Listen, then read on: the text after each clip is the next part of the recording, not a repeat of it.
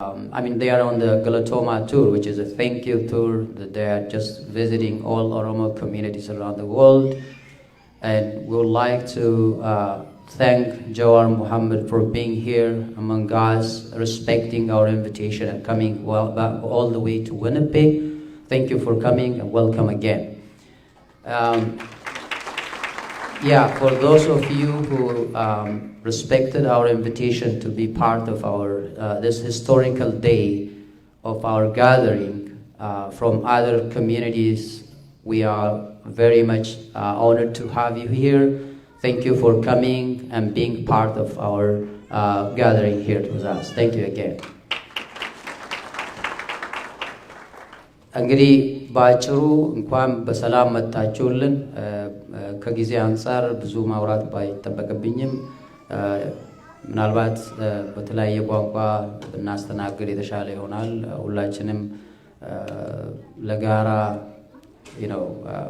ለጋራ ጉዳይ እዚህ ስለተገኘን ወንድማችን ከማይፈለግ ከእውነት በራቀ ሀተታ በተሞላበትና ተንኮል በተሞላበት እስር ቤት ሲሰቃዩ ቆይተው በሰላም ከዛ ወጥተው ከህዝባቸው ጋር በእንደዚህ በአማረ መልኩ ለመገናኘት አላህ ስላበቃቸው በጣም ደስ ብሎናል። እንኳን በሰላም መጣችሁልን ወደ ዊኒፔግ። እናንተም ጥሪያችንን አክብራችሁ ከሱ ጋር ለመገናኘት ባሳያችሁት ፍላጎት አድናቆታችን የላቀ ነውና እንኳን በሰላም መጣችሁ። በጣም እናመሰግናለን፣ እንወዳችኋለን። Thank you very much. Thank you, Muzayan Galatomi Muzayan Fayyadhi. The next speaker is going to be Dr. Hussein. Dr. Hussein Komicha is here. Dr. Hussein, before even I go into all the detail of introducing you, most of the people here know you, so please go to the please give him a hand, Dr. Hussein. Akamoltan nagaa jirtu baga nagaa anjiraatanii baga waggaa lamaan dukkanaa kana keessa as dabarree asitti wal agarre isiniin jedha. Keessummaa keenya kabajaa Obbo Jawar Mohammad asitti simannaarra nu gootanilleef maqaa community keenyatti isin galateeffachuu barbaada. Thank you very much, those of you who have come for this special event. It's well appreciated. I'm gonna make very brief, so you don't have to, wait for me to finish to ask questions, after Jawar's introduction. Okay, ani gabaabsetuma waa'ee Jawar irraa dubbadha. Maaliif namni waa'ee Jawar hedduu dhageettanii jirtanii, ani garuu akka nama xiqqoo itti dhiyaatutti isinii himuuf deema. So obsaan caqastan jechuu. Duraan dursee garuu Obbo Jawar Mohammad baga rabbiin nagaan bakka keessa turterra, haala keessa turterra, keessi dabarsee keessa sullussee bakka amma jirru kana siin ga'e siin jedha.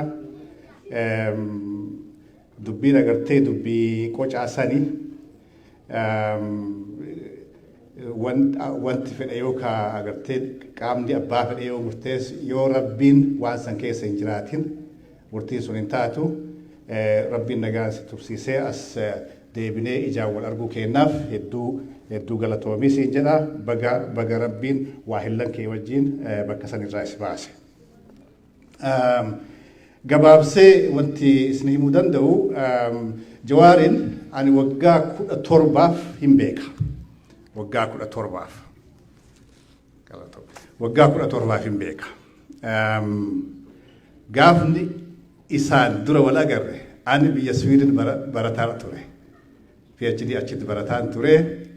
Jawar ammoo Singapore irraa Stanford dhufee community Oromoo ka California jiru.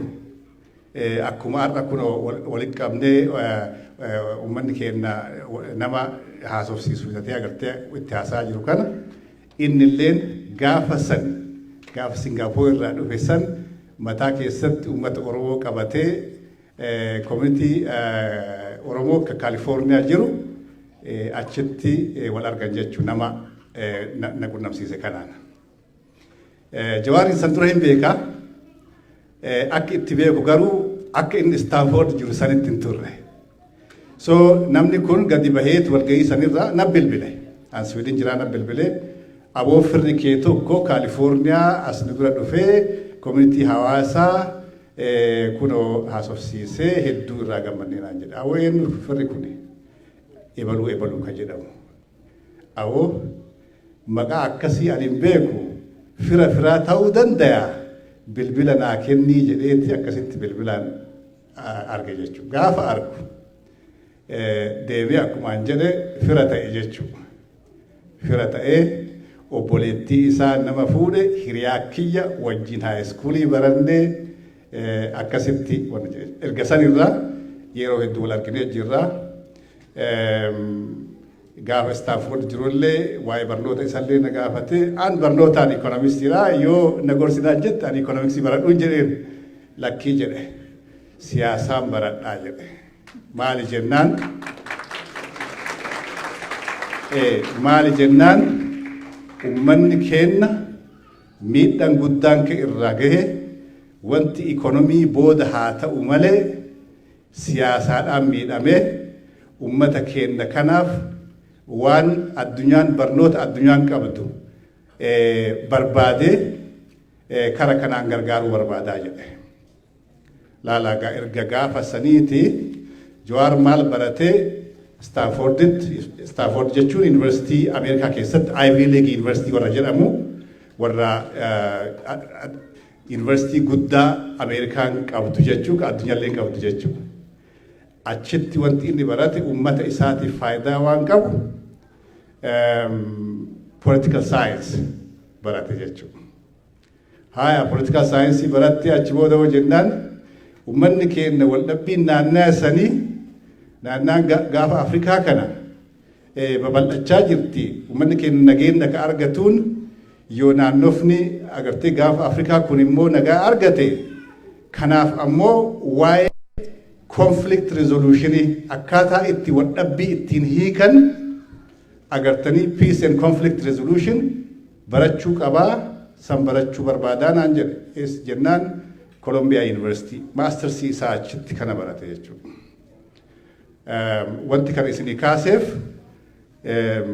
innillee namoonni waa'ee isaa dubbatanillee kana inuma beekanii garuu gadi fageenyaan namni kun karoorfatee ufii olitti ummata isaa dursee fedhii ufii agartee ka fedhe bakka fedhe gahee arra Jawaar osoo waa'ee amma itti bobba'e kanatti osoo bobba'uu baate probably yeroo ammaatti full professor ta'ee Harvard fa'aatti Stanford fa'aatti Columbia fa'aatti nama professora ta'ee addunyaatti kara sanillee beekamuu danda'u. Dandeettii itti qaba, kennaa rabbi qaba, agartanii wanti irraa hafeen jiru jechuudha. Garuu ummata isaa dursee ummata isaatiif sacrifice kenne jechuudha. Okay, achi booda waan inni godhe waliinuu beeka. Waan inni godhe waliinuu beeka. Ummata keenya gargaaruuf ijaarsa agartanii hawaasaa irratti hirmaachuu irraa qabee hanga miidiyaa OMN Oromiyaa Media Network bu'uureessuu irratti karaa saniin ummanni keenya gargaaramuu qaba jedhee jechuudha. San godhuun sadarkaa guddatti gumaacha guddaa godhe jechuudha. Jawaar osoo waan biraa godhuu dhiise sadarkaa OMN ijaaree ar'a qilleensi Oromiyaa bilisoomee jira gaafa jedhe san bilisummaa san lafarratti buusuuf ufillee dhaqee Oromiyaa keessa hanga galsatti osoo achumattuu kadhaabu taate Jawaariin namni maa bakka sanitti dhaabde jedhuun hin jiru. Maaliif gumaata namni godhuu danda'u hedduu godhee jira jechuudha. So Jawaariin ummanni hawaasni Winnipeg yeroo duraati fi miti jechuu ka isa argine Jawaar jechuun obboleessa keenya ta'uu hawaasni kun sirriitti beeka jechuudha. Maaliif gaafa dura magaalaa kana dhufu dimtsaachini samaa ka jedhuun fiizingii wayiitiif dhufe Jawaar. mirgi musliimotaa Itoophiyaa keessatti sardamee jira. Kanaaf gumaata godhuu qabaa. Gumaanni kun ummata keenya hundaaf nu jedhuun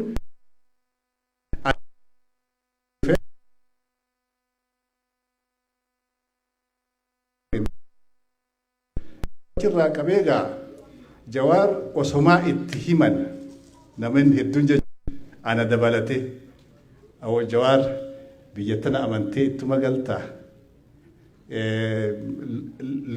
lubbuu nama meeqaattu biyya maali asumaa osoo tattaaffii goote osoo jennuun didee waan itti amane san haga lubbuu isaatti kennuuf diina bakka yeroo san amma gaafa inni biyyatti deebi'u san diinni kara hedduun biyyattii san garam akka oofuu danda'ullee hin beekamu ture. San keessatti ol ka'eetiin biyya deebi'uun isaa namoonni hedduun akka biyya deebi'anii fi biyyi sun namni ka irraa baqatu osoo hin ta'in keessatti deebi'ee falmatu akka ta'ellee tarkaanfii fudhateen hojiirratti agarsiise jechuu waan karoorfatee barnootaan jabeessee waan san dalagarra oolchuun murannoo hambaa hin qabne jechuu ka of duuba waa takka hambisuu hin qabne galeetiin diina keessatti qabsoo isaa itti fufee akkuma beeytan sochii gurguddaa uummata keenya keessa deemee waayillan isaa wajjin Oromiyaa qofaa miti biyya addaa deemee jechuu haga Maqalee maali Baardaar gahutti Affaar gahutti Somaalee gahutti rakkoo gara adda addaatiin uummata keenya irratti aggaamaman hunda karaa nagaatiin akka hiikkatu uummata keenya fi uummata biraa hedduu walitti fidu irratti gumaan inni gumaacha guddaa achi deemee wanti sun karaa siyaasatti taa'itarratti sodaachisa waan namootatti mul'iseef aggaammin gaafa duraa ajjeechaa irratti godhame sun rifachiisaa ture gaafa san akka ta'aa turre asitti waan waliin quba qabnu jechuudha. Sanirra dabree gaafa achi as bahee hawaasa keenya immoo akkuma har'aa kana irra deemee dubbisaa ture san diinni ala kanatti illee irratti bobba'ee uummanni keenya gadi bahee bira dhaabatee waan sanillee irra aanee gaaf sanis osoo waa takka hin sodaatin biyya deebi'ee qabsoo isaa itti fufe jechuudha.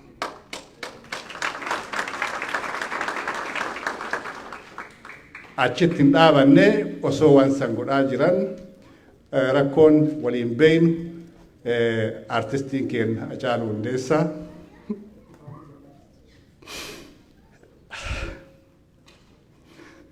Hacaaluu Hundeessaa gaafa wareegamu gaafsan dukkanti Oromootti buute jechuudha. Dukkana san keessatti fuudhamanii isaa fi waayillan isaanii dukkana hidhaa ka kanaan dura namni keenya hidhaa keessaa haa ba'u jedhanii qabsoo godhaas turan san bakka sanitti hidhaman jechuudha. Gaafsan dukkanti Oromoo irratti buute Hacaaluun gaafa wareegamu nuti warri ala keessa jirru animaatii kiyyarraa isinitti hime firri hedduun nurraa du'ee jira. Gaafa Hacaaluu wareegame san ji'a guutuu akka namni firri agartanii dhiigaa irraa du'e ol booyaa ture jechuudha. Haati manaatii as keessa jirti halkan kaatee bootti turte. Ijoolleen xiqqoon hin bootti. Ani bakka dalagaatti ka'ee booyaa ture. Bakka dalagaatti takka. So haala san keessa dabarree san keessatti odoo wanni sun nu gubaa jirtu isaanillee deebisanii hidhaman jechuun san keessatti ga'een Jawaar, ga'een Baqqalaa Garbaa fa'aa, ga'een Hamzaa Booranaa fa'aa ka agartanii itti gaafatamanii abaa'oo keessatti dararamaa turan uummata kanaaf wanti isaan hin hin jiru jechuu kan waan beeyna san keessatti isinitti kana kaasa dukkana san keessallee ta'anii ummata Oromoo wanni isaan mana hidhaa keessatti hojjetaa turan mana murtiitti dhaqanii wanni isaan mana murtii san challenge godhaa turan ala kanatti ummata Oromoo agartanii kamataan cabe ka dukkanni itti bu'e san haga wayii abdii akka qabaatu warachiisan jechuudha. So Jawaar achi keessatti fakkeenya guddaa ta'ee waahillan isaa wajjin jajjabeessee wanni isaan gumaachan waan laafaa miti jechuudha. Wanni keessa dabran hin irraanfatama. Irraanfachuu hin qabnu. And personally Jawaarin hanqa san hin beeka gaa wanni isiniin jedhuuf Jawaari ma ani beeku santu ijuma keenya duratti jijjiiramaa hojii gurguddaa hojjetaa addunyatti waa'een Oromoo amma gaafii hin qabu. Waa'een Oromoo gaafii hin qabu. Wanti inni nu gumaache kana jechuu hin dandeenyu. Ummanni tokko yoo agartanii fiigar heedii akkanaa kana qabaate cabee hin cabu argitanii achi bahee rabbiin isaan agartee baasee gaa namoonni dubbatanii waan isaan keessa dabran akkam akka ta'aa turre namoonni hedduun miidiyaa jiru irratti illee baanee iyyaa turre waan adda addaa godhaa turre dhiibban biyya adda addaatti xalayaa barreessuun haa ta'u maarree namoonni bakkeetti dubbatanii jiranii nullee kanuma godhaa turre namoonni as keessa jiru hedduun keenya miidiyaa irratti baanee waa'ee isaanii waan namni dubbatin hin jiru kun feesbuukii isaatiin kun miidiyaa adda addaatiin jechuudha. So kun hundi walitti kuufamee rabbiin nu gargaaree isaanillee bahanii kunoo amma nu keessatti argamanii Rabbi kanaan nu gahe galatoonfachuu qabna. Alhamdulillahi rabbil aalamiin. Egaa kabraa ka'anii keessatti ilaalu jarri kun sakrifaayisii barbaachisu gaafa godhan ummata keenyaaf hamilee guddaa mana hidhatti hamilee turan achii baanaan ummata keenya ka hamileen cabee wanni jedhe amma wanti isaan godhan kun Awurooppaa irraa ka'anii Noorz Ameerikaa kana keessa wanni isaan deddeemanii godhan kun galata galchinee fixuu hin dandeenyu ummata keenya keessatti kaka'umsa guddaa fidanii ummanni waa'ee isaa waa'ee biyya sanii achi keessatti haala inni keessa jiru maal godhuu akka qabu hedduu isaanii haga ammaa walgahii godhan keessatti eeranii jiranii lafa kaayanii jiranii. So kanaaf waan isaan godhan kanaaf hedduu galatoonfachuu barbaada isinillee nu galatoonfadha. Dhumarratti wanti ani jechuu barbaadu obbo Jawaar wanti ati goote jecha gabaabaan ibsuu hin dandeenyu barnoota barachuulleen yoo saba isaatiif ta'e yoo uummata isaatiif ta'e mirkaneessitee jirta hedduun keenya san godhuu hin dandeenye barnoota haa barannee wanna sadarkaa wayii geennu malee biyya sanirrallee baqannee baqa keessa jirra. Ati garuu bakka deemtillee deebitee fakkeenya ta'aa jirta uummata keetillee biyyarraan baqatinaa biyya deebi'aa biyya ijaaraa jedhaa jirta. Qabsoo ati godhaa jirtu kanaaf galanni kee agartee rabbumarraa si haa ta'u jedha. Rabbiin bakka ati deemtetti bakka ati waan ati hojjettu keessatti rabbiin si haa gargaaru rabbiin si haa tiisu diinni hammaateef diinni heddummaateef yoo rabbiin si tiise ati homaa hin taatu rabbiin si haa gargaaru jedha kanumaan galatooma.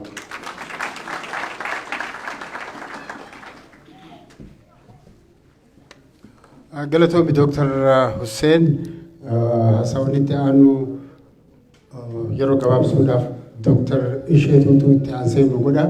Haasawa isaa keessatti wanni nuyi hoggutuu wanni jechaa jiru qabsoon Oromootiin karaa nagayaa fi karaa waraanaa.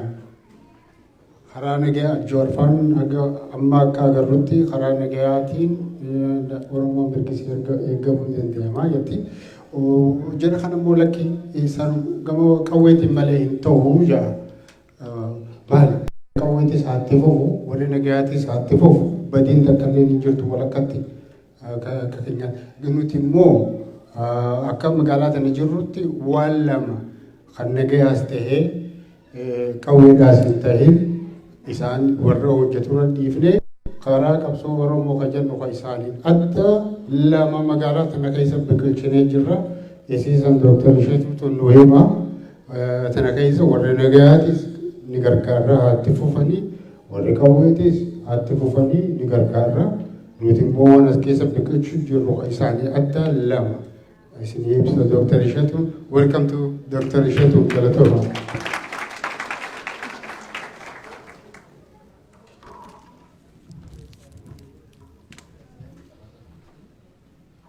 Galatoomni Ibrosh. Akkam jirtu? Nagaa jirtu? Baga nagaa taatan. Obboleessa keenya Jawaar baga nagaan dhufte magaalaa Winnipeg magaalaa Qashtii fannaan taatetti baga nagaan dhufte hin jedha.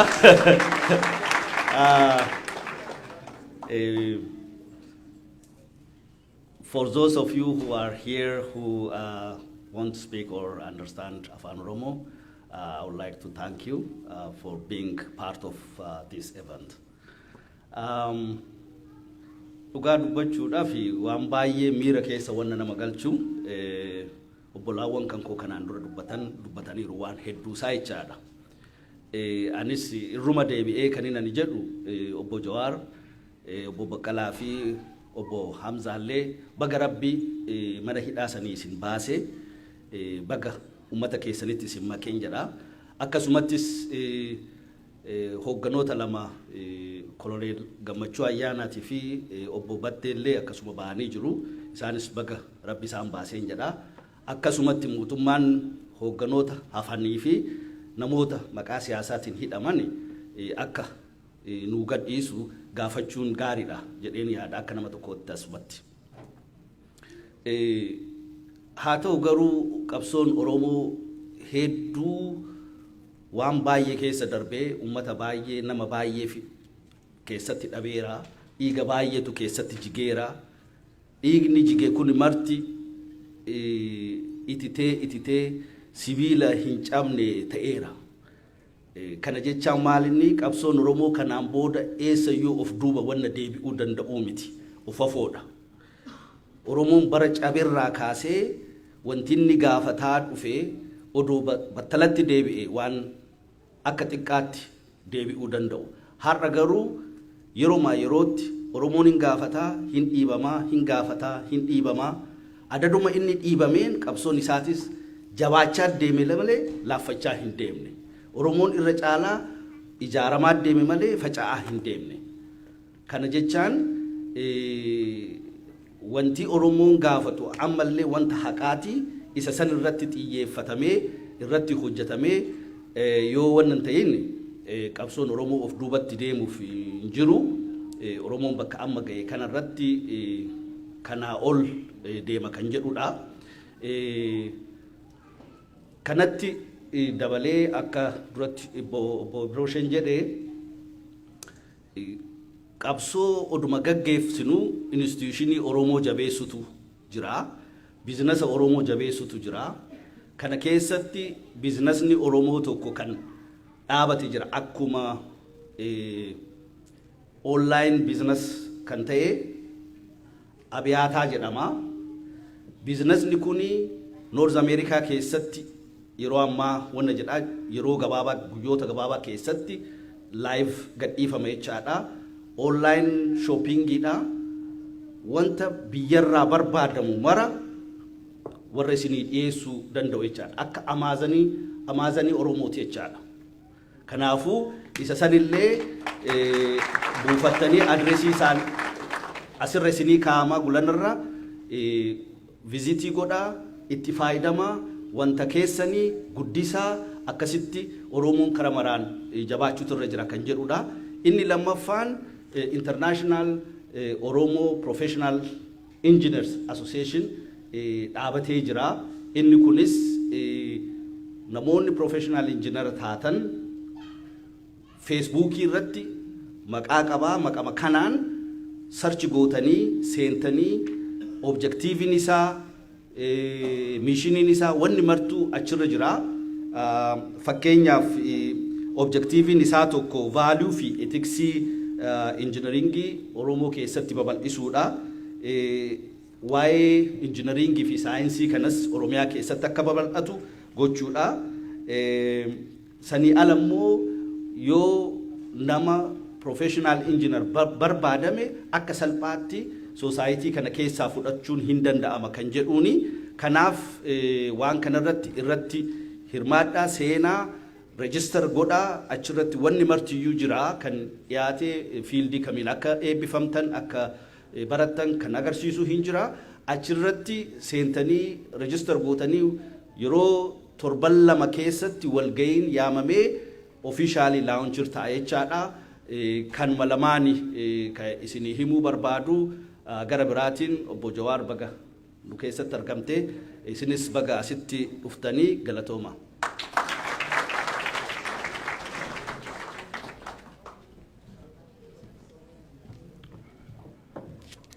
Galatoomii Dr. Isheetu akkuma jennetti wanna lameen san hordofa Amazon haaraa fi dhaaba haaraa kan nagayaa fi waraanaas hin ta'in isa sanis nu quba qabaadha.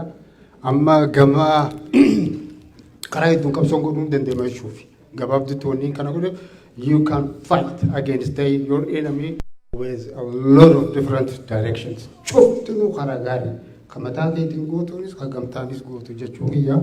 Jedhe lameen achirra keenya san it's a fight against the brutality of Ethiopian government. Isuma san jechuu kiyya isinis karaa biraatiin goota qabsoo godhuun deemaa jirtus gargaaraati jechuudha.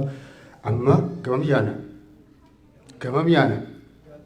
ጆሪት ቻሉ ወንድሞቻችን ከውጪ ለመጣው ኦሮሞ ኮሚኒቲ ወርኛ ነው ማትናገሩት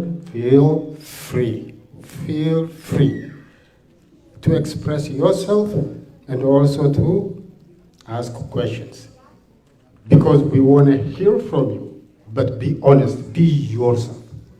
Don't tell me he said, she said. I believe that way. It doesn't matter what you ask. Some of my friends already told me what they're going to ask, but I'm not going to tell John. He's there. He knows what to answer. I mean, don't afraid to ask the question you told me or new questions. The only thing we need is discipline. What you ask can be really getting the answer depending on how you ask. So if you ask politely and honestly, you'll get a good answer. So make sure that you get a good answer by asking, being real and yes. And I know exactly what people can think, but I'm willing to let them feel free. Really, ነፃ ሆናችሁ ጠይቁ። ማንም ኦሮሞ ሰው ይባላል ብሎ ይፈራል ሰው። ይህን ውሸት አይምሰላችሁ። እዚህ ከተማ ውስጥ ደርሶብኛል። ሰው አንበላም እንወዳለን። እኛ ጋር የሚመጡትን ይወዳል። ከኛ የራቁትን ግን በአይነ ቁራኛ እንመለከታቸዋለን። ለምን ለጥሩ አይደለማ የራቁት። ስለዚህ እናንተ እዚህ የመጣችሁት ቤታችሁ ነው። ፊል ፍሪ ከሁሉም ጋር ተደሰቱ። ያላችሁትን ሀሳብ the main thing is to express yourself. This is me. This is the way I think. I want to know why this is happening. እና በጣም ሆነስት ናችሁ በምትጠይቁት ምንም እንትን የለባቸውም። So we're happy to hear from you guys. ከሶማሌ ኮሚኒቲ ከቤኒሻንጉልም everybody has a question, we know that, but we give a time as much as we can. ተናፉ namni biraa kawaajuu yoo jiraate yoo mizayyanu waa jechuu jiraate ala haragama jooharitti haa deemnu. Joohar akka gartee gabaabatti haasawaa nu godhuuf gama jooharitti dabarsa. Mee harka dhaabaa.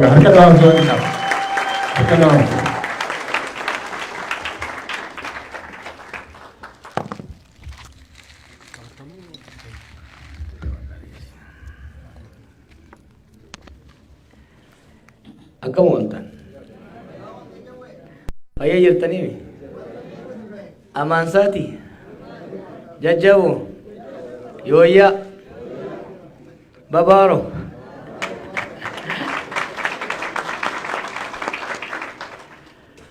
baga walitti deebinee tuurii kan hoggan godhu isla keddee jiru gaafa afroorraa fi raastarraa kaasitiin zabana arriitiin asiin bahe isin teessaniitu na laaltan annumaan dullooma. That guy was older than this when I met him. Hedduu keessan hin beekaa. But it was a good journey, wasn't it? It was a productive journey. That's what matters. Dulloomne jirraa, rifeensa lama baafne jirraa, ilkeen nurraa dhumtee jirti, qorsoo nyaachuu hin dandeenyu. Takka gabbadhee takka immoo huqqadhee jira. Garuu we worked very hard. We believed in what we did, truly. Jijjiiramni an kophaatti fide hin jiru. You all nurtured me. Biyya kana 2000 actually Canada 2004 dhufe. Came to British Columbia. Pearson Youth Leadership Summit kajamu tokko geggeessuudhaaf Victoriaan dhufe. San booda Stanford deegan dhufe boodas nama tokko hin beekne ture biyya Ameerikaa kana. I didn't know a single person. Fira maal nama tokko hin beekne ture. Achirraa nama barannee nama wal jaaraa walis quucaraa zabana paaltookirraa zabana feesbuukirraa osuma wal waqarru gaaran jiguu jedhamu sanis jiisinee wayi dirree baane waggaa jennus gaarri biraan mul'ate gaara baatanii beekanii biyya gaara biyya teenya gaara tokko waggaati wayii alhamdulillah jette kabiraatis mul'ata keessattuu gaara cilaalo tokko waggaa laaltan tokko waggaati wayii kabiraatis dhufaa jechuudha. Kana hunda bira dabarree but I enjoyed the journey. Waggaata 17-18 dabre kana keessa waan keessa dabarree manni keenya biyya alaa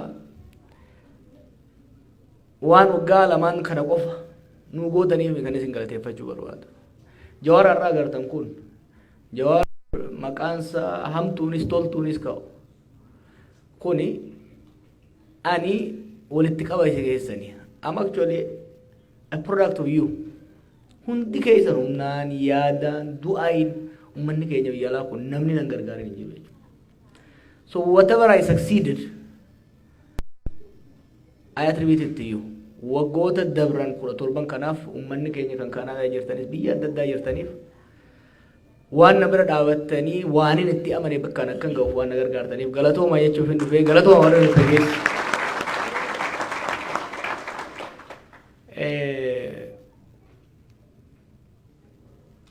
Obbo Addisuun biyyatti galee naan jedhan yeroo tokko harka dhayaaf umrii isaa guutuu uummata Oromootu tajaajila. That guy did a lot of stuff. Oromoo keessatti wanni waggoota 50-60 kana keessa dabarre laaftu miti. Waan suuta deemne isin fakkaataami. Bar waan Oromoo hin jamne waan hin jirre finnee deefnee jaarre. Obbo Addisuun gumaata guddaa godhe keessaa tokko kitaaba illee fidaa kalammataa irra barreessa warra baase keessaa hawaasa kanas warra jaare biyya alaatti illee waa hedduu warra dalage keessaa yeroo ammaa immoo soorataan biyya jira jedhanii isinillee gaafa soorata baatan nu bira koottaa tottolchine isin qeeyinaa takka hin sodaatina wajjuma duutinis jiruunis biyya wajjin irra tolti gaafa dadhabdan koottaa walumaan waan taanu taanaa galatoomaan isinin jedha.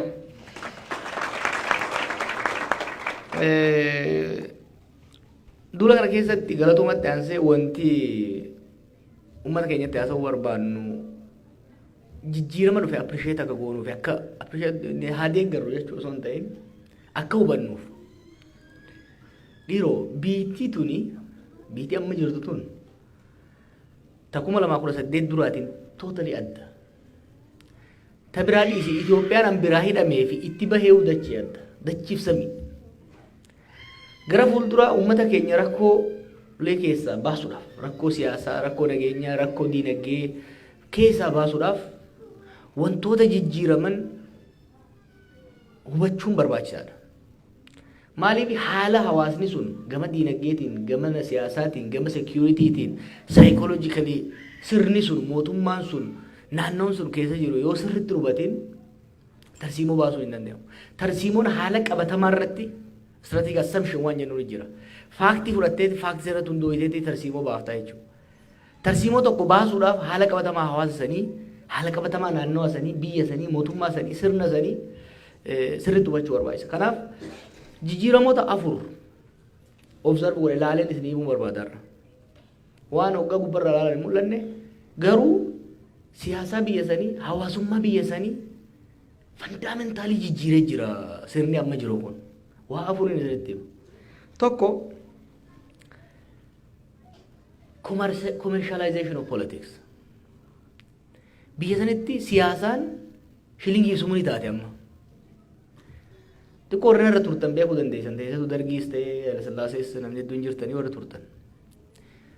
Dur biyya san keessatti namni aangoo qabachuu ka barbaadu istaatasaa fi obbo Abalu jedhamuu fi ato Abalu jedhamuu fi aangoo qaba bulchaa aanaati bulchaa godinaati daanyaadha jedhamu istaatasii fi saayikoloojikali istaatasii fi amma maaltu dhufee namni amma aangoo ka qabatu purely for financial reasons. It is very important to notice this. Maaliif akkaataa isteetni takka mootummaan biheef itti godhu hedduu sheepu godha. Namni duri aangoo ka qabatu aangoo ni qaba. Inni bar bulchaa waan kanaati. Inni bar daayirektara waan kanaati jedhamuudhaaf. Amma akkasii miti. Namni amma aangoo kan qabatu ittiin sooramuudhaaf. Mallaqa ittiin qabachuudhaaf. Kuni maal fidee isiniif fakkaate? Dura amma namni sila bulchaa kantiibaarra fakkeenyaaf ministeera turre aangoo guddaa qaban sadarkaa federaalaatti ministeera guddaadha. Amma namni ministeera irraa hajaan qabu amma namni kantiibaa magaalaa baddeessaa ta'uu isaa wayya ministeera ta'uurra ministeera tokko ta'uurra. This is very important. Namni amma nama amma ministeera ta'uuf caccabuun agartu. Nama kantiibaa ta'uudhaaf deemu agarta. Lammaffaa dura amma sadarkaa federaalaatti prime ministeratti aanee foreign minister ta'uu barbaada ture namni. Akkasii miti. The second highest high profile position was foreign ministry. Amma kun hafee namni eessa dhaquu barbaada? Bakka keessattuu meeshaan alaa bitamtu waa irraa cirachuu barbaadu dhaquu barbaada. Ministeera tokko keessatti ministeera guutuu ta'urra ministeera tokko keessatti ministeera sadaffaa ministeera deetaa sanii gadi sadarkaa daayirektaraatti seeruu barbaada jechuudha. Militarii keessattis jeneraal abbaa urjii sadii ta'e fiildii irra takkaa'u bakka tokko diviizhinii koomaandii gochuurra loojistikii irra bittaaf gurgurtaa irra hojjechuudha barbaada jechuudha. That country has been reconfigured. It's really reconfigured. Kanatti ta'eetiin laale sirriitti. Kanaaf akkaataan sirni ammaa kuni siyaasaa biyya sanii commercialize godhee jira. Kuni amma ifatti dubbataa turan beekta nuun galle gaafa dura galle san namni tokko ministeera bulchaa aanaa ta'e takka bulchaa godinaa ta'e waggaa 3-4 keessatti yoo mana hin qabaatin yoo makiinaa hin qabaatin maaloo ministeera ta'e yoo maaloo bulchaa ta'e jaama ture. Amma yoo gartan Finfinnee keessatti naggaateen ciccimaan warri waa'ee mallaqa bulchitoota biyya sanii amma even sadarkaa gadi aanaarra jiran hoggaa laaltanii hoggaas wajjin ta'anii haasayan barcaa irratti haa taatu taasisaatti bakka feetetti deeqa 5 booda siyaasaan haasayan deeqa 5 booda mallaqa haasayan. It is very interesting. One change tokko kan hin argine kuni siyaasa biyya saniitiif nageenya biyya saniif rakkoo uumaa jira. Keessatti namni waa'ee siyaasaa waliin haasa'ee waa'ee ideoloojii waliin dibeet gochuun hafeeti waa'ee imaammataa dibeet hafeeti transactional qofa akka ta'u. Meeqa naa kennita meeqa baasa. Fakkeenyaaf bulchaa aanaatirraa bulchaa godinaa seenuudhaaf mallaqa guddaa makfaata allabbe. Hin jiru jechuun dura amma fakkeenya dheetii abaluu harka kennitee deeggartee maal caasaadhaan ol baataa akkasii miti. Amma akkasitti deemee jechuudha. The state has been captured by commercialized political elites. Kuni gara fuulduraa baay'ee na sodaachisa. Maali? Biyyattiis, ummataas humna alaatiin waan saaxilu natti fakkaata. Maaliif? Kompetiishinni eliitii bulchiinsaa jidduu jiru aangoo wal caaluudhaaf osoo hin ta'in qabeenya wal caalu yoo ta'e qabeenyaan wal caaluu irratti fuulleffatu taate risoorsiin biyya sanii immoo hedduu limited waan ta'eef dantaa biyyaa dabarsanii gurguruudhaaf waan saaxilaman natti fakkaata. Waan tokko tokkos argaatiin jira. San tuttuqee deebi'ee zabdiyyaan bu'u garuu tokko wanni na hawwachuu qabdan commercialization of politics incredibly fast fidee jira. Kuni waan gaariis waan hamaas qabaachuu danda'a. Probably eliitiin transactional ta'e compromise ta'uu danda'a. Compromise gochuu irratti waliin haasa'uu irratti sattoo maqqabal jedhamu saniif karaa banuu danda'a ta'a. Gara biraatiin garuu dantaan uummataa dantaa hawaasaa wanni jedhamu namni siyaasaa ka seenu public interestiidhaaf osoo hin ta'in purely financial interestiidhaaf ta'aa deemuun kun by the way amma OPDO fi yaadee qofame kan hin jechaa jiru. Even namoonni qabsoo keessa yeroo dheeraa turan hidhamanii cabanii miidhamanii aboo kana booda galaalan hiriyaan isaa duroome mana ajaa'ibaa qaba makiinaadha oofaa san qofa osoo hin ta'in bakka biraatii immoo mana qabaa dachii qabaa kanaaf namnummaan qabsoo keessa tures aboo maaliif irra akkadha jee gara waan kana dabalamuutti argaa jirra jechuudha. So one change is commercialization of politics. Kalamaffaa PRization kan jennu. Biyya san keessatti wanni dalagamu hundi gaafa yaadee geegalee amma garuu saffisaan dabale. Kunis maali? Projektiin tokko waggaa dalagamu jireenya uummataa jijjiiruudhaaf yookiin immoo biyya guddisuudhaaf osoo hin ta'in daily news yeroo yeroodhaan just guyyama saniif namni sun ittiin faarfamuu mootummaan sun ittiin faarfamuu irratti fuulleffata jechuudha. Wanni hojjetamu projektoota waggoota afran hojjetaman yoo ilaalte fuulleffannaan guddaan bilijilichi irratti ta'e. PRization. Amma bar qondaalli hundi Facebook armii mataa ofii qaba qondaalli hundi. Qondaalonni amma Oromiyaa irras jiran federaalaa irras jiran yoo ilaaltan nama 4-5 kan mindeessantu jira ka Facebook irratti waanuma gaarii isaanii faarsu footoma isaanii maxxansaa fi ooluu qaban. Xiqqoo waggaa waa dalagan waan san godhuuf kun PRizationiin kun namni waan substantiif ta'e waan qabatamaa ta'e hojjetu irratti osoo hin ta'in waan guyyaa har'aa ummanni haasa'uu danda'u ummanni ittiin faarsu irratti akka fuulleffatu sadarkaa mootummaatti illee sadarkaa qondaalaatti illee kun observationii tokko waan godhe kana jechuudha. Kabiraa jijjiiramni arge anti intellectualism. Dhaloonni nu duraa sanii keessattuu dhaloonni 70moota 60moota keessa ture sun beekumsaaf kabaja qaba ture. Inumaa xiqqoo keessa dabran turan. Hedduu hair splitting keessa seenu turan. Komunizimiin waan akkasii qaba namni hedduu dibeet godha ture hedduu waliin morma ture yaada kitaaba adda addaa dubbisa ture seeliidhaan deema ture beekumsaaf gatiin guddaa ture. Amma waggoota afran kana hayyoota ofirraa dhiibuu hayyoo beekumsa xiqqeessuu warri beekee homaan finne yoo agarta miidiyaa mootummaa irratti illee it is interesting manidhaa keessa ta'eetiin namoota sadii ka PhD qabu warra PhD qabu kan arrabsuun arge. Beekumsa argachuun dhiphoo akka nama godhu shaaloo akka nama godhu duula intensive godhametu godhame. Kanaaf maal ta'e imaammanni biyyaatis tarsiimoon bahus qorannoof qo'annoo irratti osoo hin ta'in hawwii fi wishful thinking irratti akka ta'u godhe. Wannummaan ca'umsi guufatee rakkoo keessa seenneef tokko wanti godhamu karoorri bahu imaammanni bahu tarsiimoon bahu qo'annoof qorannoo irratti hubannoo irratti sirriitti gadi fageessanii irratti mari'achuu irratti osoo hin ta'in gubbaa garaaf godhanii deemuu irratti fuulleffatame. Kanaaf amma xiqqoo yoo inni malee baatii jahan dabre kana yeroo lolaa sanfaa hedduu nama sodaachisa ture. Biyyi sun biyya sabaa sablammoota 70 wayiiti. Gaanfa Afrikaa keessa jirti. Haalli addunyaa jijjiiramaadha. We are functioning in a complex system and rapidly changing global order keessa deemaa jirra. Kana haasa'uun fedhu amma warri biyya san bulchu. No. Waan mataa nama cinqu haasa'uun barbaadan. Waan mataa nama yaachisu haasa'uun barbaadan. Eliitiin sheppii godhame hanga gadiitti waan ajaa'ibaatti dhufe bara. Amma hoggaa xiqqoo waan tokko substantiif ta'e hoggaa amma lakkoofsa fa'aa yaada wayii dhiyeessu. Ragaa yaada sanii maal yoo ta'an deebii kennuu barbaadan.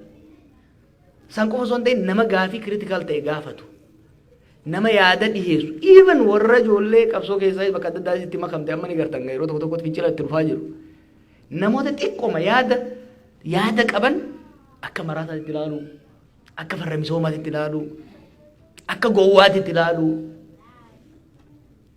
so anti intellectualismiin bal'inaan biyya san keessa sadaffaadhaan akka baddaa kun commercialized ta'e PR irratti hedduu fuulleffate propaganda qofa irratti substaansii osoo hin qabaatiin lammaffaa immoo hayyummaa xiqqeessuu irratti deeme konsekwensiin keessattuu anti intellectualismii kuni it's a trend globally waan kana biyya kanatti amma biyya Ameerikaatti yeroo Trump waan akkanatti ture yoo ilaaltan hayyummaa beekumsa xiqqeessuu more emotionally onneen deemuu ol kaasuu irratti fuulleffatamuu kana agarta kuni rakkoo biyyattii salphisanii akka laalan ni jeefaa xiqqoma fudhatanii if there is a will there is a way ka jedhu kanaafuu gidaara san nin cabseetteeti deemnaan cabsitee deemuu dandeessa osoo hin xiinxaliin maalirraa ijaaramee osoo hin laaliin deemtee waa hundi cabsuu dandeessa yaadni jedhu kun predominant ta'ee dhufe kun biyya san diigaa jira beektaa maaliif waan qondaalonni dubbatan kana carefully hoggaa laaltan waan isaan hojjetan hoggaa laaltan waan hin bilchaatin waan itti yaadamin xaxama biyyi sunii fi naannoonni sun keessa jiru sirritti xiinxalanii karaa filachuu osoo hin ta'in naa akkuma itti dhufetti akkuma billichitti jeetti itti deemuun aadeeffamee dhufe mootummaa qofa keessatti miti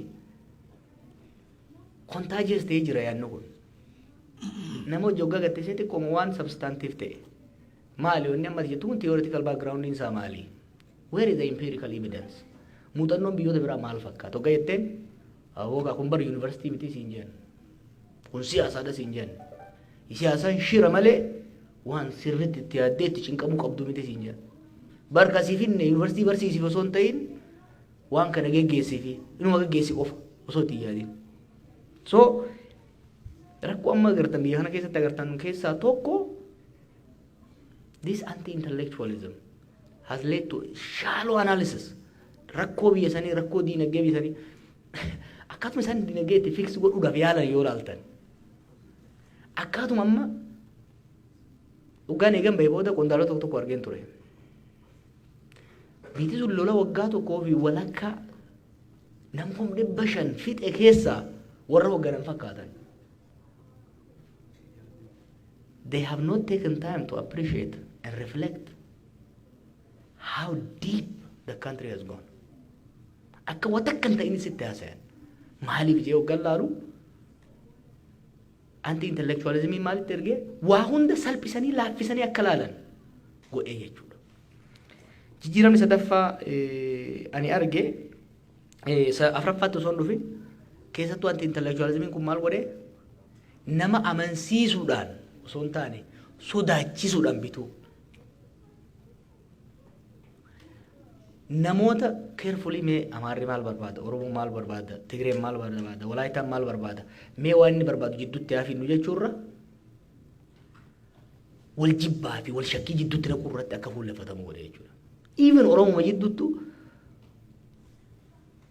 hoggaa gaafiin tokko ta'e maaliif gaafiin kan ta'e what is the incentive mechanism driving the protest the rebellion kajau analyze gochuu dhiisanii garamitti deeman securitization balaan takka kaateemi maddi balaa kanaa maali kana yoo goone maaltu ta'a jaanii ilaaluun hin jiru waraanuma itti erguu taate jechuudha ibidda belbalaa jiru irratti ibiddi kun maa belbalaa dhiiroo margatu goggoge moo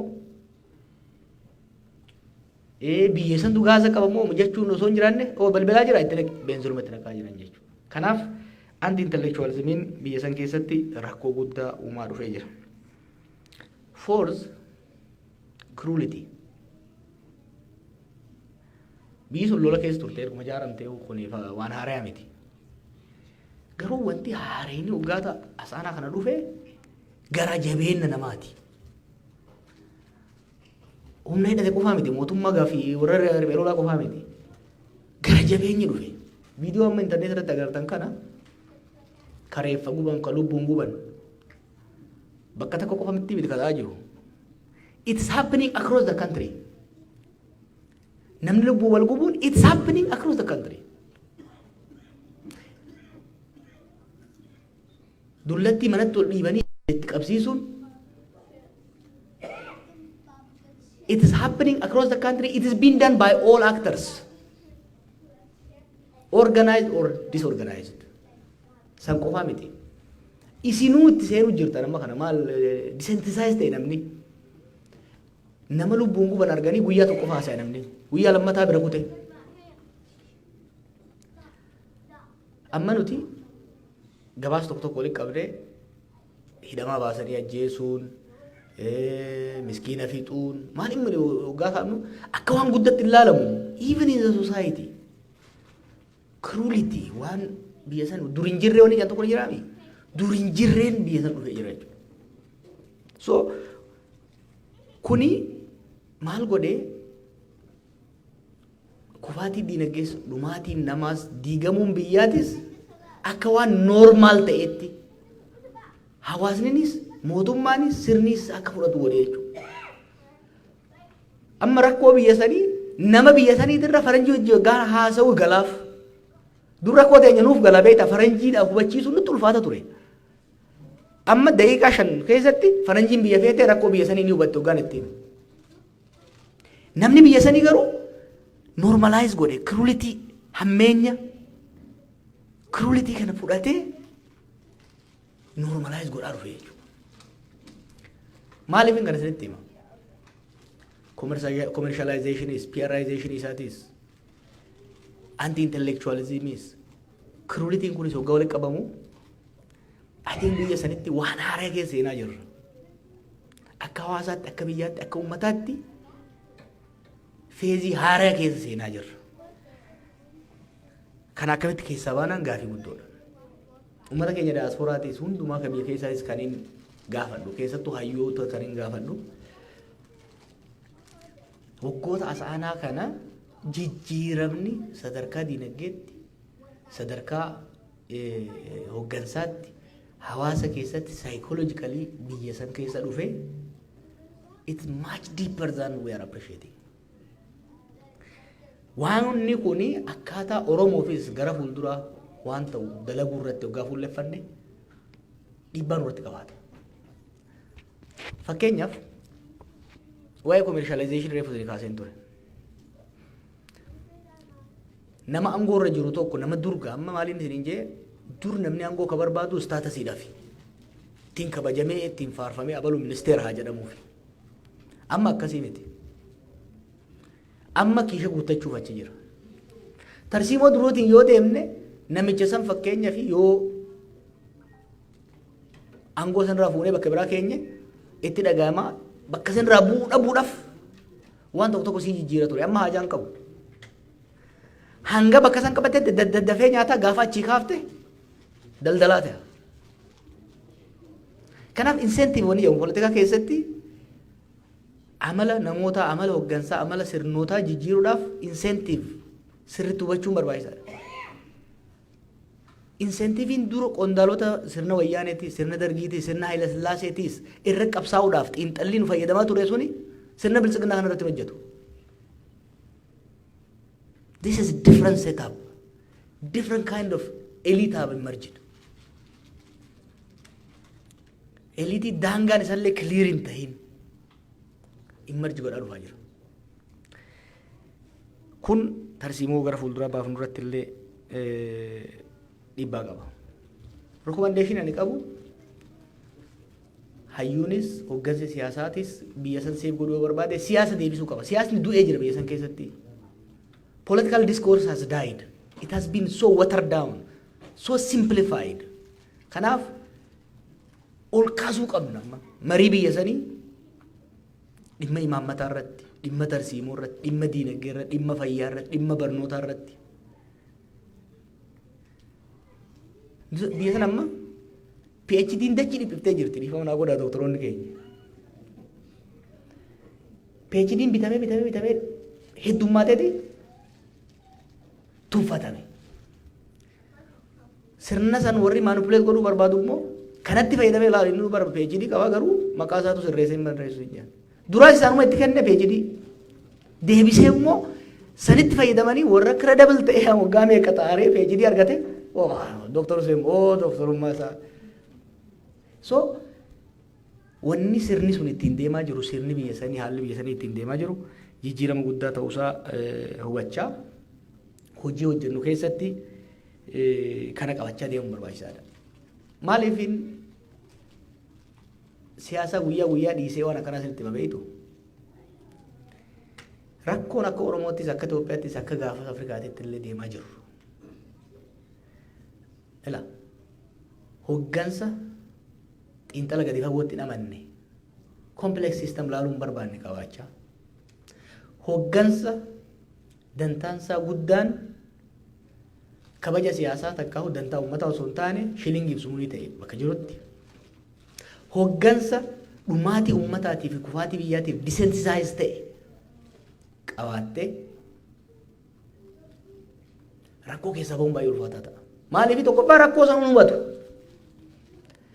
lammaffaa rakkoo san shilingii ibsumuu isaaniin suphaa jee yaada. Kanaaf bakka rakkoon jirtutti maallaquma itti naqaa jechuudha. Hoggaa xiqqoo jee maallaqni hir'ate. Kanaafuu maal godha? Osoo itti yaadin biyya biraatirraa ergifachuu liqeeffachuu dhaqaa jechuudha. Xiqqoo booda biyyattiin humnoota alaatiin weeraramtee qabdiin nyaatamee rakkoon biyyaa harka lammiilee biyyaatii bahee harka qaamota alaa seenaa jira jechuudha. Isinii galaa boolleen jechuun jiru. Waggaa afran irraa rakkoo Itoophiyaa furuun irra laafaa ture. Irra caalatti domestic actors turre ka wanni godhu dandeenye. Har'a sababa adda addaa kanaan rakkoon biyya sanii internationalize wanni ta'een kanaan wal qabateeti ka deemaa jiru. Nuyis wanni godhuu qabnu akka hawaasaattis akka hoggansaattis biyya san keessatti kalee qabsoon Oromoo waggaa 50 dabre kana maal keessa akka dabre Torontootti haasa'an ture. Amma boqonnaan haareenii qabsoon Oromoo hawaasni Oromoo uummanni biyya sanii keessa seene hamma tokko ni hubattan jeetiin yaada. Kana sirreessaa deemuun barbaachisaa nutis jaarame amma jaaraa jirru jabeessaa jirru keessatti hawaasa engage godhaa jirru keessatti uummanni keenya xiqqoo wanni Oromoo irraa amma eegamu xiqqoo lash godhee eessaa kaanee eessa geenye qofa osoo hin ta'in dhiiroo sirna akkamtu nu dura dhaabbataa jira. Social, economic, political, security transformation naannoo sanii maal fakkaata ka jedhu itti yaadee bilcheessee itti deemuu qaban jee yaada. Kaafan booda mariitti deebinaa ka dhumarratti wanti amma reefu obboleeyyan keenya dhiyeessan na gammachiisa. Entrepreneurshipiinis networkiinis rakkoon tokko biyya sanitti dhufe namni dalagaa uumuun barbaadu because of this commercialization and intellectualism kun hundi interact godheeti entrepreneurshipii dalaguun barbaadan namni waa uumuun barbaadu namni saffisaan duroomuu barbaada malee dalagee duroomuu barbaadu. Kanaaf warri keenya uummanni keenya biyya alaa jirtanis ka biyya keenya jirtanis waan creative ta'e waan haaraa waan hawaasa nama dhuunfatis guddisuu irratti waan akka mareefu abjaataa jettan san jaaruu irratti hojjechuun but more than that ka attract na godhu professional networking waldaa injiinaroota jaartan sun hedduu gaarii maaliifi who you know particularly biyya alaa kanatti sometimes who you know is more important than what you know. Waldaa akkanaa kana dhaabuun ijoollee lafaa jirtus koos gochuu reefu maalitiin ijaaruu kan biyya kana dhufu nama tokko hin beekuun ture. Waggaa afuritti koorsii meeqaan tam credit hawrii meeqaan fudhadhe almost 2/3 san caalaan deebee ture. Osoo hin beekee jiraadhe Stanford waggaan bahu maastarsii guututti fitee actually lamaa fudhachuu hin danda'an ture.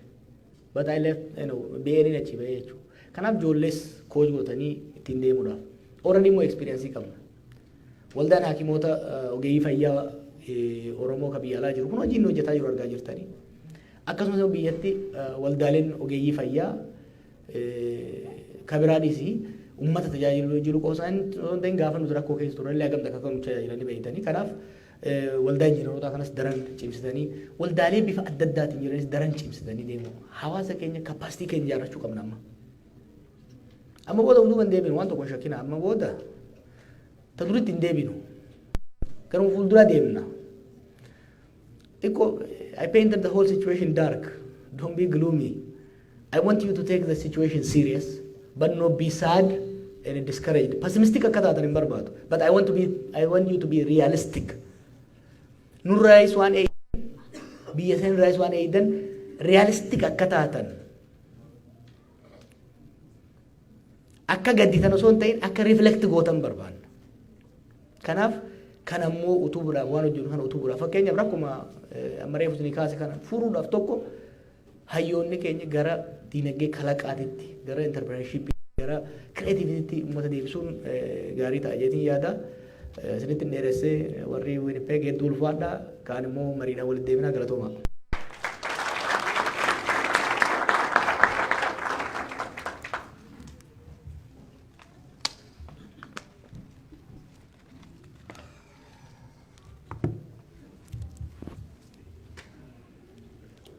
Galatoom Joor fayyaadee hedduu galatoomii yaada keessa waan nu ibsee hundaa'u mee isa galatoomfachuudhaaf akkamiin agarsiistan goota akkamii harka waan agarsiisa. Thank you very much. Akka xiqqoo bishaan ni qabna namni dhoobuu qabdan bishaan fudhadhaa. Mana fincaanii dhaquudhaaf manni fincaanii gama bitaa kanaan jira. Ulaan bahaniinis ulaa lameen tan. If you need water, we have some. Please come and get it. And the washroom, I will repeat, to the left. 2 exits to the left. The washroom right there. Akkas godhaati. ጥያቄና መልሱ ሳንሄድ ትንሽ ጊዜ ስትሆን ልጆርም አረፍ ይበሉ፣ ውሃውንም ጠጡት። wallee jirtu keessaa xiqqoo yoo geessiste arsatee xiqqoo wallee nu taphadhu and then we'll get back to you.